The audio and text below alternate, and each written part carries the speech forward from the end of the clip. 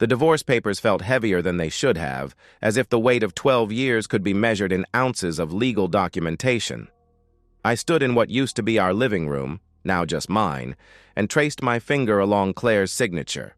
Bold, confident. Nothing like the trembling hand that had signed our marriage certificate.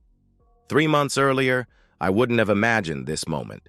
3 months earlier, I was still the fool. It started with her phone.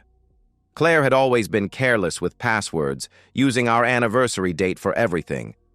But one Tuesday evening, as she showered, her phone buzzed on the nightstand. I reached for it instinctively, probably Amazon confirming another delivery, and found myself locked out. New passcode. "When did you change your password?" I asked when she emerged, towel-wrapped and glowing from the steam. She replied while looking at herself in the mirror, not at me. "Oh, IT at work made us update everything. Security protocol. After 12 years, you learn to read the angles of avoidance." Then came the receipts. I found one in her purse while looking for gum. $127 at Victoria's Secret. Strange, since our bedroom had seen nothing but decade-old flannel pajamas for months. Another from a restaurant downtown, lunch for 2 on a day she'd said she was eating at her desk, buried in quarterly reports. The Wednesday book club started in February. She announced, pecking my cheek before heading out, "Finally making time for myself." But she'd return at 11 p.m. smelling of perfume that wasn't hers, something musky and masculine clinging to her clothes like guilt. No wine on her breath, though book clubs were notorious for their Pinot Grigio consumption. And when I asked about the books, her summaries sounded suspiciously like Amazon reviews. "Which character did you relate to most?" I asked about her supposed current read. Her response was vague. "Oh, definitely the main one. Such a journey of self-discovery." The book was about a dog. My work in data analytics had trained me to recognize patterns. 20 years of spotting market trends, identifying anomalies in financial models, teaching algorithms to detect fraud. These skills bled into everything. I couldn't turn them off, couldn't stop my brain from connecting dots that formed a picture I desperately didn't want to see. Claire's sudden interest in my schedule was perhaps the most damning pattern. A woman who'd forgotten my business trips now memorized my meeting calendar. She would say, "Just want to plan dinner better," but her eyes would light up when I mentioned late nights at the office. I started documenting everything in a spreadsheet, hiding it in an encrypted folder labeled Tax 2019. Dates, times, inconsistencies. The data painted a clear picture. My wife was having an affair. The analyst in me was certain. The husband in me was drowning. 3 weeks into my documentation, she asked about my Thursday schedule with unusual persistence. "Probably another late one," I told her over morning coffee. "Johnson wants the Singapore reports by Friday morning." Her smile was too quick, too bright as she responded, "Poor baby, I'll leave dinner in the fridge." But Johnson had canceled our meeting that morning. His kid was sick. As I sat at my desk at 3 p.m. on Thursday, staring at an empty calendar and a half-finished report that could wait until tomorrow, I made a decision. My analytical mind had collected enough data. Time to test the hypothesis. I grabbed my keys and headed for the door, telling my secretary I felt ill. In a way, it wasn't a lie. The drive home was silent except for my heartbeat thundering in my ears, each mile bringing me closer to a truth I wasn't sure I wanted to confirm. The silver Audi in our driveway wasn't Claire's. I recognized it, though, had seen it at her CrossFit gym when I'd picked her up that time her car was in the shop. My hands trembled as I parked 3 houses down, approaching our home like a stranger casing the place. The front door would announce my arrival. It creaked on the 3rd floorboard, but the back door, through the kitchen, opened silent as a whisper if you lifted slightly while turning the handle. Muscle memory from midnight snack runs guided me inside. Their voices floated from the living room, and for a moment, I felt relief. Maybe it was innocent. Maybe her trainer was just... Claire's voice drifted out, but different, lighter. younger somehow. Can't keep sneaking around like this. A man's voice responded, deep and confident.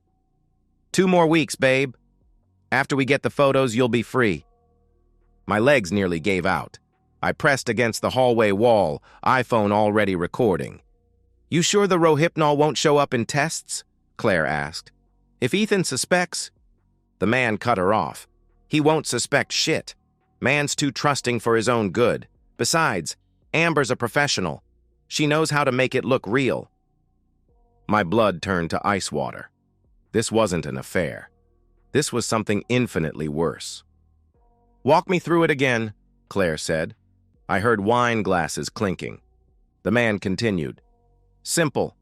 Tomorrow night you make his favorite drink. I've already measured the dose, enough to make him compliant but not unconscious. Amber arrives at 9, plays the escort you caught him with. We get photos of them in bed together. You file for divorce Friday morning citing infidelity. With the evidence, you get the house, half his retirement, and monthly support. Claire laughed. Actually laughed. And his reputation at the firm is destroyed. God, Nicholas, you're brilliant.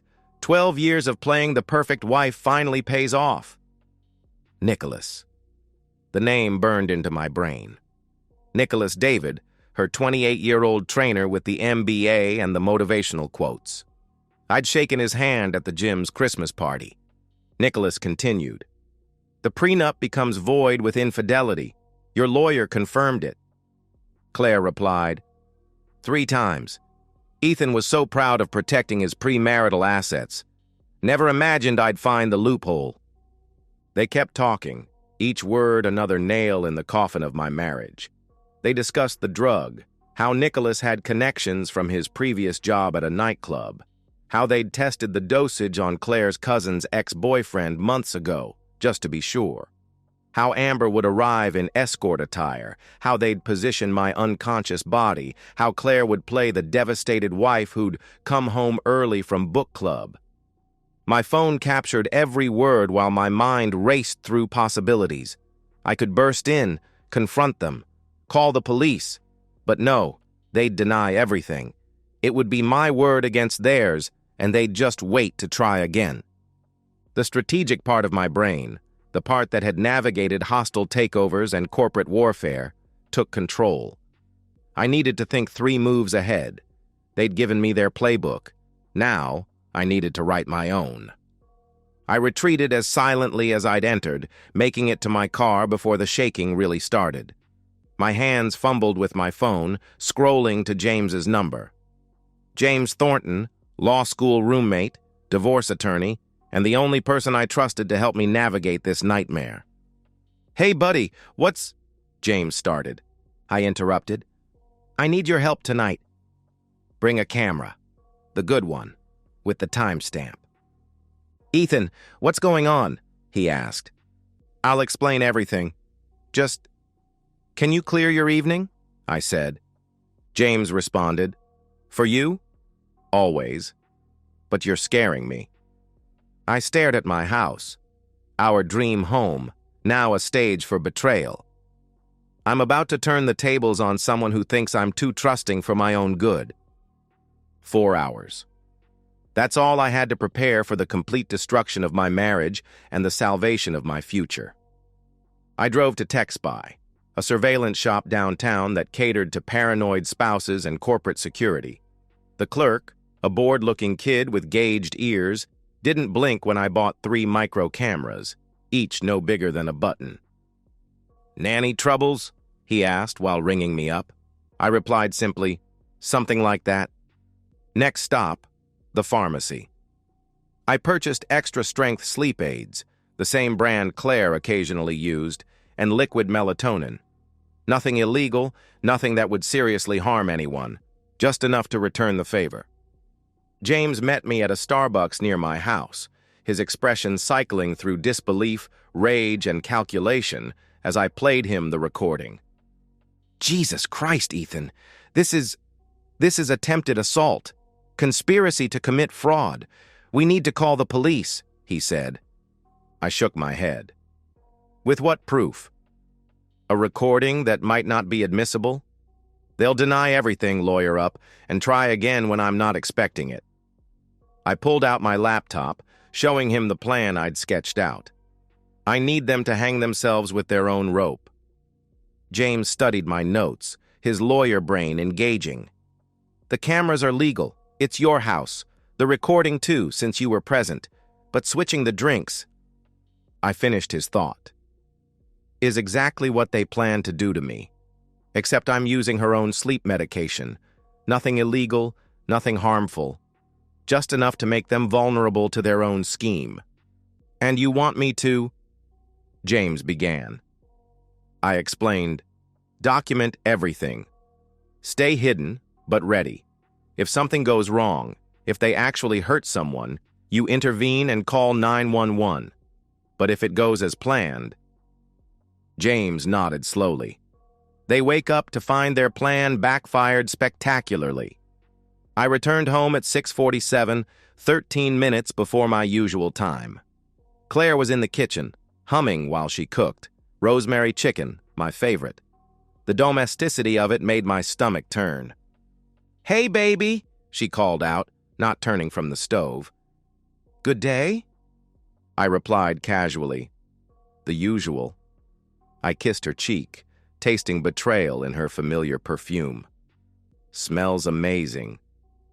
While she plated dinner, I installed the first camera in the living room, tucked into the bookshelf between two never-read novels.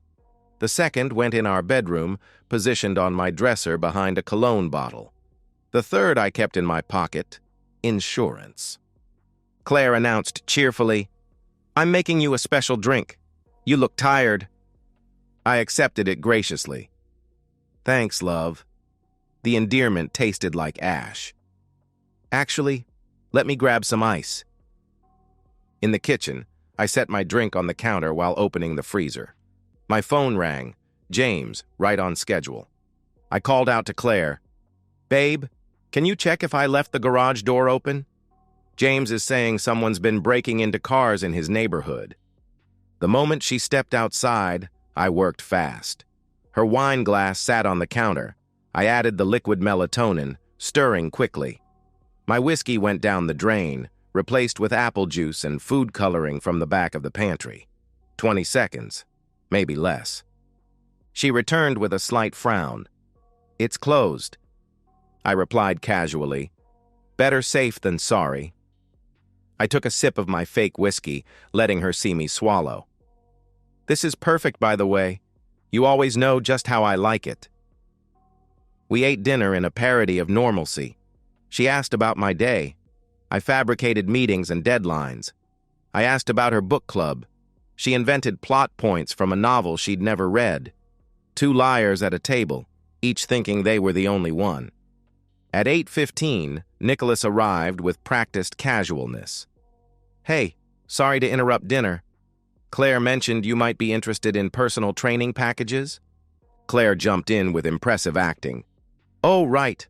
I forgot to mention, Nicholas stopped by the gym today asking about corporate discounts." I played my part, yawning widely. Sure.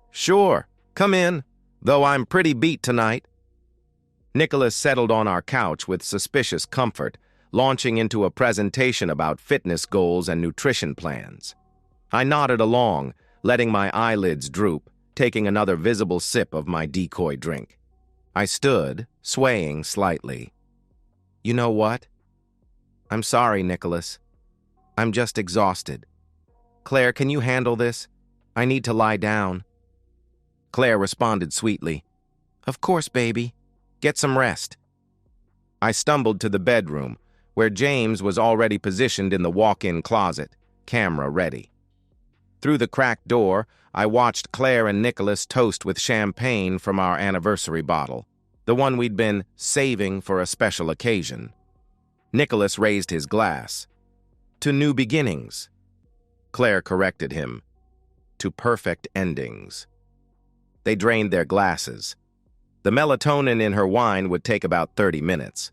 The sleep aids I'd dissolved in the champagne, her own prescription, would work faster. 23 minutes later, their conversation began to slur. 28 minutes, and Claire was leaning heavily on Nicholas. At 31 minutes, they were both stumbling toward the bedroom, expecting to find me unconscious.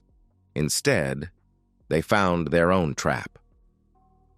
Claire and Nicholas stumbled through our bedroom door at 9:07 p.m., their movements uncoordinated, eyes unfocused. They expected to find me unconscious, ready for their sick photo shoot. Instead, they found karma. Claire slurred, grabbing the doorframe for support. Where is he?" Nicholas tried to answer but swayed dangerously, his hand missing the wall by inches. They both collapsed onto the bed, fully clothed, compromised by their own weapons. James emerged from the closet, camera rolling, while I checked their pulses. Steady, strong. They'd wake up with nothing worse than a headache and the ruins of their lives. James muttered while documenting everything. "This is surreal. They actually brought the drugs. They actually planned this." The doorbell rang at 9:14. Amber. I'd almost forgotten about the third conspirator. She stood on my porch in a tight red dress and heels, looking exactly like what she was, a professional escort hired for a frame job. Young, maybe 25, with tired eyes under carefully applied makeup. She said, clearly confused, "You must be Ethan. I'm supposed to meet—" I interrupted. "Claire and Nicholas. I know." I held up my phone, showing her a photo of them passed out. "The plan's been canceled." Her face went pale. "Look, I don't want any trouble. They said this was just photos, that you'd be agreeable." I explained calmly. "They lied. They were planning to drug me and use you to destroy my life." I pulled out my wallet, counting out $500. "This is for your time and your honesty. I need you to write down everything they told you, everything they planned. Date it, sign it. My lawyer will notarize it tomorrow." Amber studied my face for a long moment. "He said you were an asshole who cheated first. Said this was payback." I replied honestly, "I've never cheated on anyone in my life." Something in my voice must have convinced her. She took the money and the paper I offered, writing out a detailed statement in the kitchen while I made her coffee. Her real name was Jessica. She was working her way through nursing school. She'd done 3 similar jobs for Nicholas before, all divorces, all cheating spouse setups. Jessica said while writing, looking sick, "I always wondered why the husbands were so out of it. God, I feel sick. How many lives did I help ruin?" I reassured her. "You didn't know, but you can help stop them now." After Jessica left, with my lawyer's contact information and a promise to testify if needed, James and I moved Claire and Nicholas to separate rooms. Her on the couch, him in the guest bedroom, both fully clothed, both breathing normally. We left water bottles and aspirin within reach. I wasn't a monster after all. Then came the documentation. I printed everything. Claire's text messages to Nicholas, pulled from our shared cloud account she'd forgotten about, bank statements showing her secret account where she'd been siphoning money for months, the employment contract for Jessica, receipts for the drugs hidden in Nicholas's gym bag. I arranged it all on the coffee table like a twisted art installation.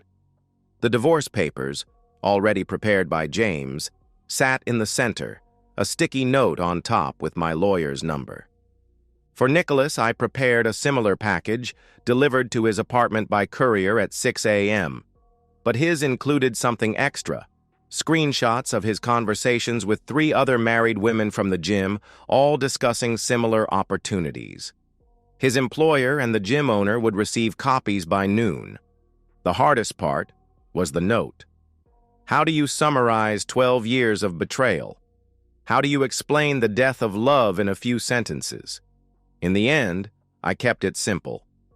Claire, the drinks were switched. Your own plan became your confession. The cameras recorded everything. Jessica provided a full statement. Your attorney can contact mine. Don't contact me except through lawyers. EPS, the prenup stands. I grabbed a suitcase I'd packed earlier and left the house I'd bought before I met her. James drove me to a hotel downtown, where I finally allowed myself to feel the full weight of what had happened. I didn't cry. I didn't rage. I just sat in sterile silence, staring at the city lights, wondering how I'd missed the signs for so long. Claire called 43 times the next day. Nicholas sent 12 texts, each more desperate than the last, begging me not to send the evidence to his employer. Jessica called once, just to say she was sorry and that she'd told 2 other women to check their husbands' drinks. The divorce was finalized in record time. Claire's lawyer, faced with evidence of conspiracy to commit assault, fraud, and blackmail, advised her to take the first offer. She'd leave with her clothes, her car, and nothing else. No alimony, no property, no retirement split. The prenup held like iron. Nicholas lost his trainer certification, his job, and his reputation. The gym banned him for life. 2 of the wives he'd been texting filed charges. He moved to Florida within a month, starting over where no one knew his name. Claire moved back with her mother in Ohio, her social media scrubbed clean, her phone number changed. Mutual friends told me she'd tried to spin the story at first, claiming I'd set her up, but the evidence was too overwhelming. Even her book club, which turned out to be real, just not where she'd been going, cut ties. 6 months later, I stood on the balcony of my new apartment, watching the sun set over the Pacific. The divorce settlement had left me financially intact but emotionally bankrupt. Moving to San Diego was supposed to be a fresh start, 3,000 miles from the house where my marriage died. The letter arrived that morning, forwarded by James from Claire's lawyer. Her handwriting on the envelope made my chest tight. I'd carried it around all day, unopened, like a test of my resolve. Now, with the ocean breeze carrying salt and possibility, I held the envelope over my balcony's fire pit. The paper was thick, expensive. She always did like her stationery. Without opening it, I let it fall into the flames. Whatever words she'd chosen, whatever justification or apology or accusation lay inside, I didn't need to know. That chapter was closed. My phone buzzed, my brother checking if I was still on for dinner. I texted back, "Be there in 20. Therapy had helped more than I'd expected. Dr. Martinez specialized in betrayal trauma, and she'd guided me through the rage, the grief, the constant questioning of every relationship in my life. She had told me, "Trust isn't about never being hurt. It's about knowing you'll survive if you are." The business thrived with my newfound focus. Turns out, when you're not constantly wondering where your wife is or who she's with, you can actually concentrate on market analysis. I'd landed 3 major clients and was considering opening a second office. Dating was still off the table. The thought of being vulnerable with someone new made my skin crawl. But I'd started recognizing the difference between Claire's betrayal and the possibility of future connection. Baby steps. My brother was already at the restaurant when I arrived, nursing a beer and scrolling through his phone. Michael looked up with that careful expression he'd worn for 6 months, the one that said he wanted to ask if I was okay, but didn't want to push. Michael said carefully, "You look good." I replied honestly, "I feel steady." It was the most honest answer I could give. We ordered, talked about his kids, his wife's promotion, the Padres' chances this season, normal things, safe things. Then, somewhere between the entrees and dessert, he asked the question I'd been avoiding. Michael asked directly, "Do you ever regret how you handled it?" I considered lying, giving him the noble answer about taking the high road. But Michael deserved truth. I answered simply, "No." They planned to destroy me with calculation and cruelty. I defended myself with the same tools they chose. The only thing I regret is not seeing it sooner. Michael pressed further. "And Claire? Do you think she's learned anything?" I replied honestly, "I think she learned that actions have consequences. Whether she learned to be a better person or just a better liar, I honestly don't care anymore." Michael raised his beer. to not caring anymore. I clinked my glass against his, to new foundations. Later, driving home along the coast, I thought about the man I'd been 6 months ago, standing in an empty house with divorce papers, wondering how I'd gotten there. That man was consumed by the need to understand why, to find the moment where love became conspiracy. This man, the one I was becoming, had learned something more valuable. Sometimes the best revenge isn't destroying someone else. It's refusing to let them destroy you. It's building something new from the ashes they left behind. It's living well, not for spite, but for yourself. My phone lit up with a notification. A woman from my building's gym had asked if I wanted to grab coffee sometime. 6 months ago, the idea would have sent me spiraling. Tonight, I texted back, "Sure. This weekend?" Maybe I wasn't ready for trust. Maybe I wouldn't be for a long time. But I was ready to try being human again, one careful step at a time. The garage door of my building rolled up, welcoming me home. Not to the house I'd shared with Claire, full of lies and ghosts, but home to myself, to the life I was building, to the man I was becoming without her shadow. Sometimes that's the greatest revenge of all. And so, we've reached the end of today's story. Was it what you expected, or did it take a twist you didn't see coming? I'm curious to hear your thoughts. Share them in the comments below, and let's get a conversation going. If this story kept you hooked, make sure to hit that like button. And if you're new here or just haven't subscribed yet, now's the perfect time to join our community. I bring you fresh, captivating stories every day, so click that subscribe button and turn on notifications so you never miss out. Thanks for watching, and I'll see you in the next one.